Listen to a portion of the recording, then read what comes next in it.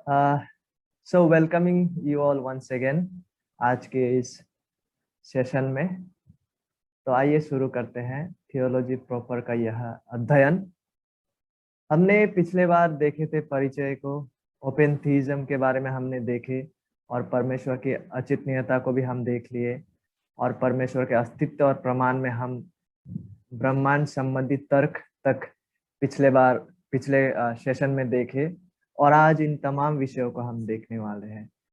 Teleological तर्क, anthropological, ontological तर्क को हम देखने जा रहे हैं और साथ ही साथ परमेश्वर का अस्तित्व और नोवेबिलिटी ऑफ गॉड कि हम उसे जान सकते हैं। टेलियोलॉजिकल जो तर्क है या फिर हिंदी में इसे चरम कारणवाद तर्क भी कहा जा सकता है, ये डेवलप हुआ था 1700 सन में। तो यह तर्क जो है चरम कारणवाद तर्क, यह कहता है कि जैसे हम ब्रह्मांड को देखते हैं, हमारी इंद्रिया जो है ना, हमारी सेंसेस, समझ हमें ब्रह्मांड में बुद्धि, डिजाइन और उद्देश्य के बारे में बताती है। ब्रह्मांड के तत्वों के पीछे एक उद्देश्य का होना प्रतीत होता है। ठीक है, यह तर्क यह बताता है, यह कहता है कि जैसे हम ब्रह्मांड की ओर अपना दृष्टि को लगाते हैं तो क्या होता है, हमारा जो इंद्रिया, हमारा जो सेंस है, वो हमें ब्रह्मांड में बुद्धि, डिजाइन और उद्देश्य के बारे में बताती है कि ब्रह्मांड के तत्वों के पीछे एक उद्देश्य का होना प्रतीत होता है।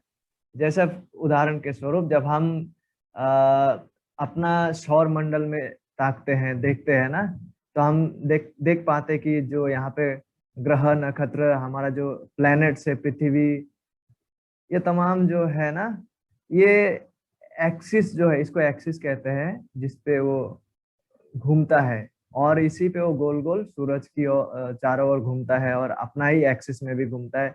तो जब ऐसा होता है, जब इसकी ओर हम देखते हैं तो अवश्य हमारा इंद्रियों में क्या है, ये समझ लाता है कि इसके पीछे कोई ना कोई ऐसा होगा जिन्होंने बुद्धिमानता से और ब्यूटीफुली इसे डिजाइन किया है। ठीक है, और इसीलिए यहाँ से यह कंक्लूड होता है कि परमेश्वर वो डिजाइनर है। तो यह तर्क के अनुसार लोग ऐसा इसे व्याख्या करते हैं, क्योंकि इतना सुंदर जब हम पूरा ब्रह्मांड की ओर देखते हैं, पूरा तारों को देखते हैं, नक्षत्र को देखते हैं, ग्रहणों को देखते हैं, कैसा वो अपने अपने जगह में है और स्थिरता से है और किस तरह से वो रोटेट कर रहे हैं, एक्सिस में है। तो इन तमाम विषयों का जब हम दृष्टि लगाते हैं तो यह प्रतीत होता है कि कोई ना कोई डिजाइनर है जिन्होंने बुद्धिमानता से और ब्यूटीफुली इसे पूरा ब्रह्मांड को डिजाइन किया है। और वो डिजाइनर कौन है? इस तर्क के अनुसार कहते हैं कि परमेश्वर वो डिजाइनर है। लेकिन यहाँ पे कोई कोई लोग आपत्तियां को लाते हैं, ऑब्जेक्शंस को। यह तर्क एक सीमित, परिमित ईश्वर को स्थापित या व्याख्या करता है। क्यों?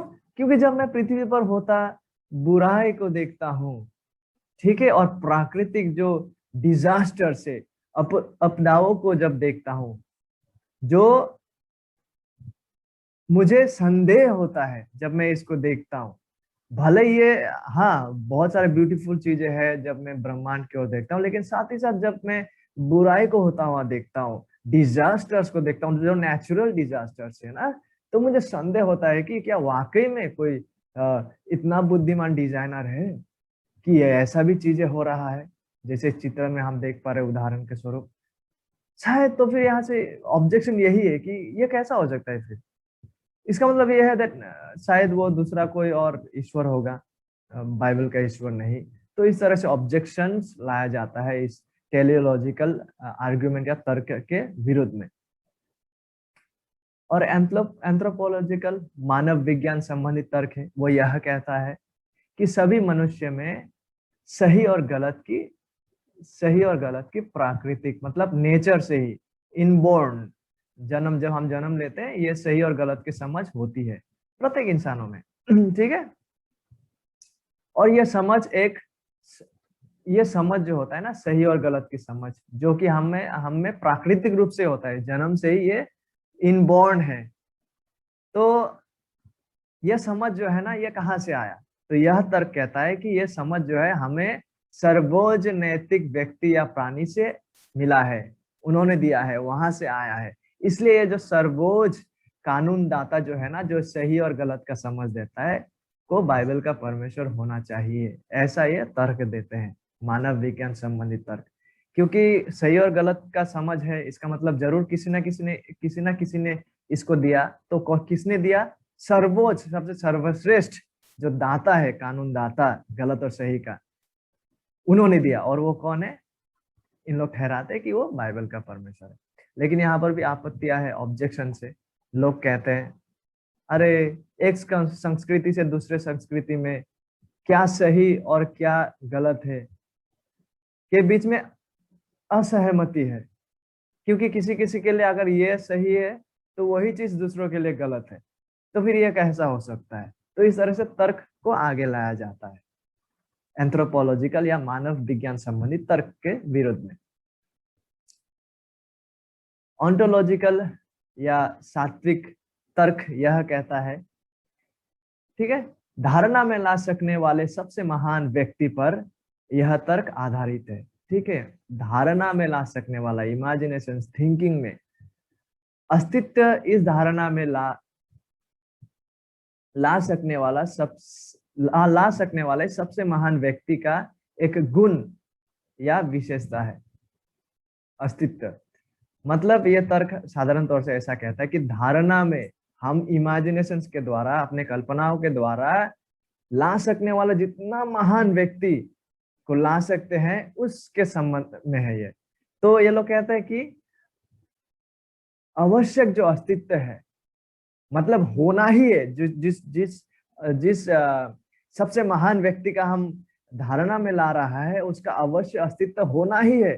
क्योंकि आवश्यक अस्तित्व जो है ना, वो संभावित अस्तित्व से बढ़कर है। संभावित अस्तित्व मतलब हो भी सकता है, नहीं भी हो सकता है, लेकिन आवश्यक अस्तित्व क्या है? उसका होना ही है। तो इसलिए क्योंकि आवश्यक अस्तित्व संभावित अस्तित्व से बढ़कर है, इसलिए इस धारणा में ला सकने वाले या इस धारणा में ला जा सकने वाले सबसे महान व्यक्ति का होना आवश्यक है, नेसेसरी है। ऐसा हो ही नहीं सकता कि उसका अस्तित्व नहीं है। अतः इसीलिए धारणा में ला सकने वाले सबसे महान व्यक्ति कौन है? वो परमेश्वर है। तो यह तर्क यह कहता है कि धारणा में, हमारा धारणा में जिस सबसे महान व्यक्ति को, जिसको हम ला सकते हैं, वो कौन है? वो परमेश्वर है, इस तर्क के अनुसार। लेकिन इसमें आपत्ति क्या है? ऑब्जेक्शन ये है कि धारणा में या कल्पना में लाना यह साबित नहीं करता कि इस धारणा में ला सकने वाले सबसे महान व्यक्ति का अस्तित्व वाकई में है। क्योंकि आप तो इस व्यक्ति का अस्तित्व को केवल अपने धारणाओं के द्वारा, इमेजिनेशंस के द्वारा आप ला रहे हैं ना। तो जरूरी नहीं है कि इमेजिनेशंस के द्वारा जिस व्यक्ति को हम ला रहे हैं कि वो वाकई में है भी। ठीक है, ये है ऑब्जेक्शन इस तर्क के विरोध में। जब हम इन तर्कों का प्रमाण का मूल्यांकन करते हैं, जितने भी तर्कों को हमने देखा ना अभी तक में, आज का 3 और उस दिन वाला ब्रह्मांड संबंधित तर्क, तो इन प्रमाणों को जब हम मूल्यांकन करते हैं, किस विषय में? कि ये लोग जब व्याख्या करते हैं कि परमेश्वर का अस्तित्व के बारे में, तो इनको जब हम मूल्यांकन करते हैं, हो सकता है वे एक ईसाई दृष्टिकोण से तर्क संगतता का प्रदर्शन करते हैं। मानो कि ऐसा लगता भी हो जो क्रिश्चियन पॉइंट ऑफ व्यू से कि हाँ, वो लोग तो सही ही कह रहा है, मानो ऐसा लग भी सकता है। लेकिन वे अविश्वासी मन के लिए आखिरकार जो है ना, आश्वस्त लाना, कन्विंस करना, यकीन दिलाने के लिए पर्याप्त नहीं है।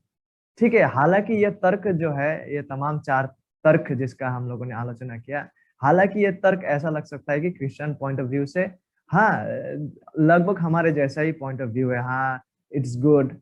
लेकिन अविश्वासी मन को यकीन दिलाने के लिए ये प्रमाण पर्याप्त नहीं है।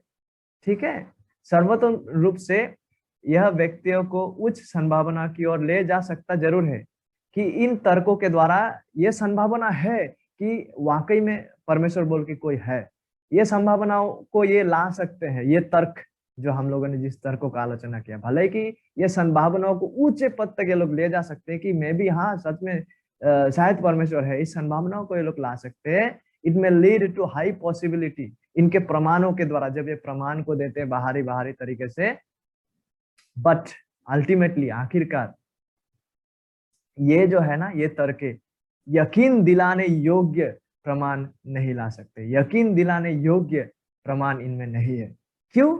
देखिए, क्योंकि यह विषय केवल एक मन को तर्क संगत रूप से, तर्क के साथ, प्रमाण के साथ यकीन दिलाने का नहीं है, ठीक है। उससे भी अधिक महत्वपूर्ण विषय यहाँ है, और वो है पापी मन का और पापी इच्छा का, ठीक है। एक पापी मन और इच्छा को केवल आप बाहरी सबूतों के द्वारा उसे आप यकीन 100% यकीन दिलाए कि परमेश्वर बोल के कोई है और वो मान ले, ऐसा हो नहीं सकता। क्योंकि पाप का जो प्रभाव है एक इंसानी समझ, इंसानी इच्छा और इंसानी बुद्धि पे ना, उसको हम कभी भी मिनिमाइज ना करें, उसको ना घटाए।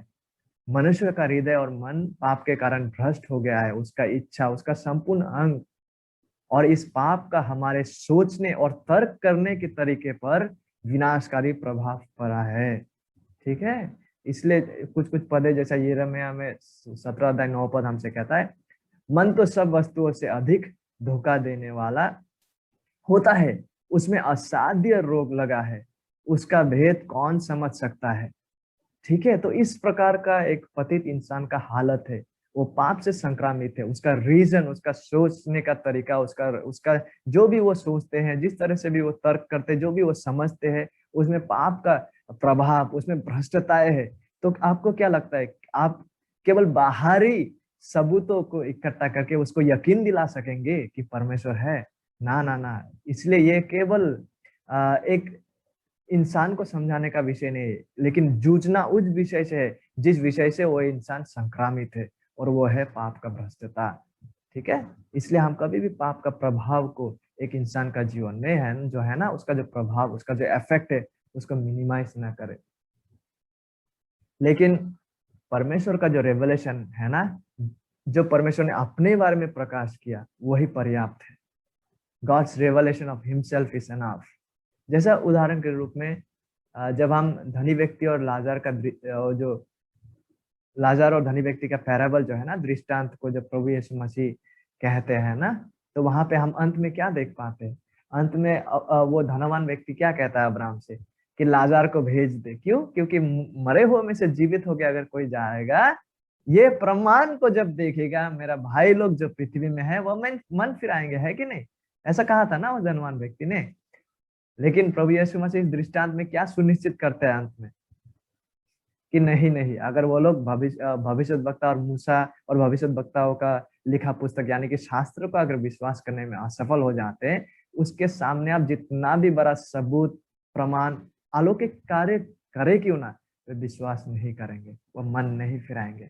क्योंकि इंसानी मन, इच्छा, ठीक है, पाप के द्वारा संक्रामित और प्रभावित है। लोग अविश्वास को ही चुनकर वही रह जाते हैं। इसलिए नहीं कि पर्याप्त प्रमाण नहीं था, प्रमाण काफी पर्याप्त रहे, यहाँ तक कि खाली कब्र, पुनरुत्थित मसीह के बाद कब्र खाली का खाली पड़ा हुआ था।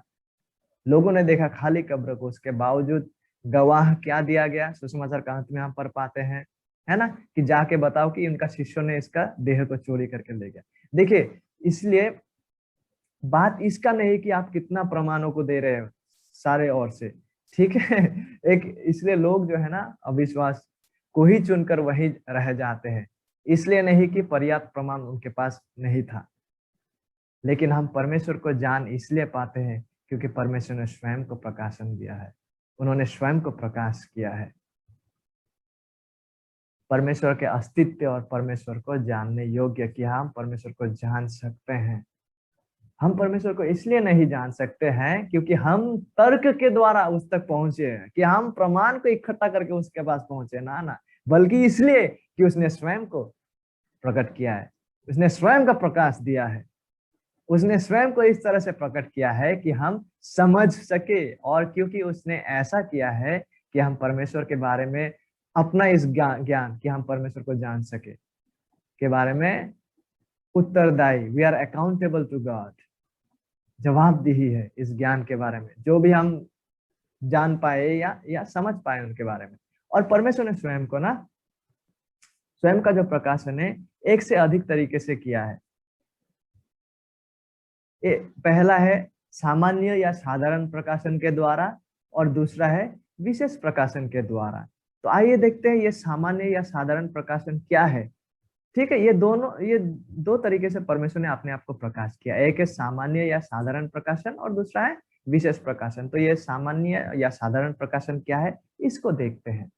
सामान्य या साधारण प्रकाशन, डॉक्टर आर.सी. स्प्रॉल कहते हैं, शास्त्र हमें बताते हैं कि परमेश्वर सभी सत्य का स्रोत है। ठीक है, गॉड इज ट्रूथ। केवल धार्मिक चीजों का सत्य के नहीं, बल्कि समस्त सत्य का परमेश्वर के प्रकाशन के कार्य पर निर्भर है। समस्त तो जो सत्य है ना, वो परमेश्वर के प्रकाशन के कार्य के ऊपर निर्भर है। फॉर एग्जाम्पल देखिए, अगस्तीन का उदाहरण को लेते हैं। मानिए कि एक इंसान को जिसका आंखें अच्छा है, आंख में कोई खराबी नहीं, वो अंधा भी नहीं है, वो सब कुछ देख भी सकता है। उस इंसान को, ठीक है, एक कमरे में लेकर गया। ठीक है, कमरा बंद है चारों ओर से, ऊपर से नीचे से। ठीक है, उसको यहाँ पे ले गया और इस कमरे में बहुत सुंदर सुंदर चीजें हैं।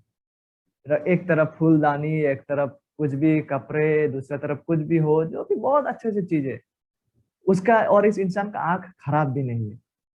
लेकिन क्या वो इंसान उन सभी सुंदर चीजों को देख पाएगा यदि उस रूम में थोड़ा सा भी रोशनी नहीं होगा, अगर उस रूम में थोड़ा सा भी प्रकाश नहीं होगा, अगर उस रूम में अंधेरा ही अंधेरा होगा ना, वो इंसान कुछ भी नहीं देख पाएगा, भले उसका आंख जितना भी अच्छा हो क्यों ना। अगर वो रूम में कोई कुछ भी प्रकाशन है नहीं, अगर वो रूम एकदम ही अंधेरा है। ठीक है, इसलिए सभी सत्य और सभी ज्ञान जो है ना, अंतिम विश्लेषण में आखिरकार सत्य के स्रोत के रूप में परमेश्वर पर निर्भर है। वरना यह संभव नहीं है कि हम या कोई भी इंसान कुछ भी सत्य को जान पाए। इवन जो साइंटिस्ट लोग जो है ना, जो लेबोरेटरी में टेस्ट करते हैं ना, दवाइयों का रिसर्च करते हैं, उन लोगों को वो टेस्ट के द्वारा सत्य को कैसा पता चलता है? परमेश्वर अगर सहायता ना करे ना, परमेश्वर अगर अनुग्रह ना करे ना, तो ये लोग भी ना उस सत्य तक नहीं पहुंच पाएंगे जिसका वो जांच लेबोरेटरीज में करते हैं। ये वो लोग इसलिए जान पाए, कुछ भी सत्य को वो लोग इसलिए जान पाया कि ये मेडिसिन इसके लिए अच्छा है। इन सत्य को कैसे जान पाया? तभी जान पाया जब परमेश्वर ने नेचर के द्वारा, ठीक है, इसे प्रकाश किया और उस व्यक्ति को काबिलियत दिया कि वो इसे पढ़ के इसे समझ सके। ठीक है, उम्मीद करते हैं हम समझ पा रहे। और यह सामान्य या साधारण प्रकाशन इसलिए है क्योंकि यह प्रकाशन सभी को दिया गया है। ठीक है, यह प्रकाशन संसार के सभी लोगों के पास उपलब्ध है, चाहे वो विश्वासी हो चाहे वो अविश्वासी हो। संपूर्ण संसार जो है ना, इसका दर्शक है। फॉर एग्जाम्पल देखिए, इसको पहला साधारण प्रकाशन को सबसे पहले प्रकृति के द्वारा दिया गया है। जैसा भजन हमसे कहता है 19 अध्याय का 1 पद में, आकाश परमेश्वर की महिमा का वर्णन कर रहा है और आकाश मंडल उसकी हस्तकला को प्रकट कर रहा है। जिसके पास भी आंखें हैं वो बाहर निकले, आकाश की ओर देखे, अपने चारों ओर देखे, वो इस महिमा को देख पाएंगे। ठीक है, तो सामान्य या साधारण प्रकाशन ऐसा प्रकाशन है जो सभी के पास उपलब्ध है, चाहे वो विश्वासी हो अविश्वासी हो, सभी को इस महिमा को देख पाएंगे। वो सिर्फ बाहर निकले, रात के अंधेरे में चांद को देखे, जब चांद होते हैं तारों को देखे, या दिन में आकाश को देखे, पूरा चारों ओर अपनी ओर देखे, चारों ओर देखे आकाश की ओर आंखें उठा के, तो क्या देख पाएंगे? आकाश परमेश्वर की महिमा का वर्णन कर रहा है। ये प्रकाशन जो है ना, वो सभी के पास उपलब्ध है। और ये प्रकाशन जो है सबसे पहले प्रकृति के द्वारा इसको परमेश्वर ने प्रकाश किया, और दूसरा इंसानी बनावट में भी हम इस प्रकाशन को देख पाते। ठीक है, कि सभी मनुष्य में कुछ हद तक सही और गलत की प्राकृतिक यानी कि इनबॉर्न समझ होती है, क्योंकि परमेश्वर ने विवेक को दिया है। ठीक है, तो यह जो सामान्य प्रकाशन है वो ना ही केवल प्रकृति में बल्कि इंसानी बनावट में भी है, क्योंकि हमें परमेश्वर ने उसके स्वरूप में बनाया था। और भले आज वो रूप रंग आकार बिगड़ चुका है बहुत हद तक पाप के वजह से, लेकिन सही और गलत का कुछ समझ व्यक्तियों में होते हैं। ठीक है, क्योंकि परमेश्वर ने हमें विवेक को दिया है। भले ये विवेक को इंसान दबा देते, विवेक का आवाज को नहीं सुनते, विवेक को मानो कि पाप से झगड़ा के रख देते, वो अलग बात है, लेकिन कुछ हद तक सही और गलत की प्राकृतिक समझ इंसान के पास होता है। इसलिए आप देखेंगे कि बहुत सा लोग जो विश्वासी नहीं भी है वो भी क्या कहते हैं, चोरी मत करो, डाका मत डालो, हत्या मत करो, इत्यादि इत्यादि, क्योंकि कुछ हद तक सही और गलत की समझ प्रत्येक इंसानों के पास है, क्योंकि परमेश्वर ने विवेक को हमें दिया है। और यह जो सामान्य या साधारण प्रकाशन है वो इसलिए भी वो सामान्य है क्योंकि यह प्रकाशन जो है ना वो हमें छुटकारे और उद्धार का इतिहास में परमेश्वर और मसीह यीशु के समाप्त कार्य का विवरण को नहीं देता है। इसलिए ये जनरल है, इसलिए ये साधारण है। जैसे कि मसीह का प्रायश्चित का कार्य के बारे में ये हमें कुछ नहीं बताता है, उसके मारा जाने का और उसके तात्पर्य के बारे में नहीं, ना ही उसके पुनरुत्थान के बारे में। ठीक है, इसलिए यह साधारण प्रकाशन है। कौन सा प्रकाशन? जिसको परमेश्वर ने नेचर के द्वारा दिया है और जिसपे इंसानी बनावट में जो विवेक का होना। ठीक है, ये प्रकाशन इसलिए भी साधारण है क्योंकि ये उद्धार का इतिहास, मसीह का मारा जाना, उसका पुनरुत्थान, उसका सुसमाचार के बारे में कुछ भी नहीं बताते हैं, इसलिए ये साधारण है। This is general, no doubt. कोई संदेह इसमें नहीं है कि आकाश मंडल जो है ना आश्चर्यजनक और अद्भुत रीति से परमेश्वर के महिमा का वर्णन और उसके हस्तकला को प्रकट कर रहा है। परंतु वह ये आकाश मंडल, ये जो नेचर क्या है, छुटकारे का इतिहास, मसीह का प्रायश्चित का कार्य, उसका मारा जाना और पुनरुत्थान इत्यादि का घोषणा या ऐलान नहीं कर रहा है। इसके लिए अगर एक इंसान को यह जानना है उद्धार का कार्य के बारे में, मसीह का सुसमाचार के बारे में अगर किसी को जानना है तो उस इंसान को अवश्य बाइबल में आना ही होगा। ठीक है, और क्योंकि इन सत्यों को जनरल या साधारण प्रकाशन में नहीं पाया जाते हैं, इसलिए साधारण प्रकाशन जो है वो साधारण प्रकाशन है। परमेश्वर के विशेष प्रकाशन जो है वो दूसरी तरीके का प्रकाशन है, जिसको मैंने शुरू में कहा था ना, परमेश्वर ने दो तरीके से अपने आप को प्रकाश किया। एक है सामान्य साधारण और दूसरा है विशेष प्रकाशन। और विशेष प्रकाशन कहाँ पाया जाता है? उद्धार संबंधी विषयों के बारे में, वो है शास्त्र में। परमेश्वर के विशेष प्रकाशन जो केवल बाइबल में ही पाया जा सकता है, नेचर में नहीं, सामान्य प्रकाशन में नहीं। तो सामान्य या साधारण जो प्रकाशन है, जनरल रेवलेशन, इसका प्रभाव क्या है? सबसे पहले परमेश्वर ने खुद को प्रकाशित किया नेचर के द्वारा, सामान्य तरीके से, साधारण तरीके से, और मानव जाति इस ज्ञान के लिए परमेश्वर के पास अकाउंटेबल है, उत्तरदायी है।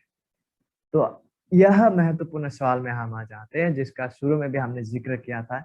क्या कोई मनुष्य परमेश्वर के उद्धार के ज्ञान में आ सकते हैं केवल सामान्य और साधारण प्रकाशन के द्वारा आधार पर, या इसके द्वारा? क्या कोई इंसान जनरल रेवलेशन क्या था? जो नेचर के द्वारा और इंसानी बनावट के द्वारा। ठीक है, क्या इस जनरल रेवलेशन के द्वारा कोई इंसान उद्धार पा सकते हैं? पवित्र शास्त्र कहीं भी नहीं सिखाते हैं उचित स्पष्टता के साथ कि सामान्य प्रकाशन या जनरल रेवलेशन लोगों के जीवन में परमेश्वर के उद्धार का ज्ञान को लाता है। कहीं भी शास्त्र यह नहीं सिखाते। ठीक है, कहीं भी नहीं सिखाते कि आप जनरल रेवलेशन, कि आप नेचर को स्टडी करें, कि आप नेचर को देखते हुए, ठीक है, ये सामान्य प्रकाशन के द्वारा आप परमेश्वर के उद्धार के ज्ञान में पहुंच सकेंगे। ऐसा कहीं भी शास्त्र हमें नहीं सिखाता है उचित स्पष्टता के साथ। तो इसलिए उत्तर क्या होगा? क्या कोई मनुष्य परमेश्वर के उद्धार के ज्ञान में आ सकते हैं केवल साधारण प्रकाशन के द्वारा? उत्तर है नहीं, इट्स नॉट पॉसिबल। तो उद्धार क्या है? उद्धार जो है ना वो केवल परमेश्वर के अनुग्रह से, केवल मसीह के आधार और बुनियाद पर, जिसे हम केवल विश्वास के द्वारा ग्रहण करते हैं। और इन शिक्षाओं को, ये उद्धार का शिक्षाओं को सिखाता और इनका शिक्षाओं का बचाव करता, और इन शिक्षाओं का निर्णायक अधिकार केवल क्या है? और केवल पवित्र शास्त्र है, स्क्रिप्चर अलोन, नॉट नेचर को स्टडी करते हुए, नॉट नेचर के द्वारा। नेचर इन जो विशेष प्रकाशन है उसका प्रकाशन नेचर नहीं देता, और ये केवल परमेश्वर की महिमा के लिए घटते हैं। तो ये स्पेशल रेवलेशन का हल्का सा झलक आज देख लेते हैं। पहला पत्रस 1:23-26 में ऐसा लिखा हुआ है, क्योंकि तुमने नाशवान नहीं पर अविनाशी बीज से परमेश्वर के जीवते और सदा ठहरने वाले वचन के द्वारा नया जन्म पाए हैं, हाँ, we are born again by परमेश्वर का जो वचन, जो कभी विनाश नहीं होता है, अविनाशी बीज। क्योंकि हर एक प्राणी घास के समान है और उसकी सारी शोभा घास के फूल के समान है। घास सूख जाती है और फूल झड़ जाते हैं, परंतु प्रभु का वचन युगानुयुग स्थिर रहता है। और यही यही जो परमेश्वर का वचन यहाँ पे कहा जा रहा है, जिसके द्वारा एक इंसान नया जन्म को पाते हैं, विशेष करके इस संदर्भ में यही सुसमाचार का वचन है जो तुम्हें सुनाया गया था। ठीक है, तो नया जन्म के द्वारा उद्धार जो है ना, वो केवल और केवल परमेश्वर के शास्त्र वचन के द्वारा, उनका सुसमाचार, जिसको हम एक्सप्लिसिटली इस सुसमाचार को कहाँ पाते हैं? शास्त्र में पाते हैं, शास्त्र के बाहर नहीं। शास्त्र के बाहर जो है ना, नेचुरल जो सामान्य जो प्रकाशन है, वो परमेश्वर का उद्धार का कार्य, यीशु मसीह का समाप्त कार्य का घोषणा या ऐलान नहीं करते हैं, जिससे एक इंसान को उद्धार मिलता है। वो केवल हमें शास्त्र में मिलता है। दूसरा तीमुथियुस 4:1-5, परमेश्वर और मसीह यीशु को गवाह करके जो जीवते और मरे हुए का न्याय करेगा और उसके प्रकट होने और राज्य की शुद्धि दिलाकर, मैं तुझे, पौलुस कह रहा है, आदेश देता हूँ तीमुथियुस को कि तू वचन का प्रचार कर, समय और असमय तैयार रह, सब प्रकार की सहनशीलता और शिक्षा के साथ उलाहना दे और डांट और समझा।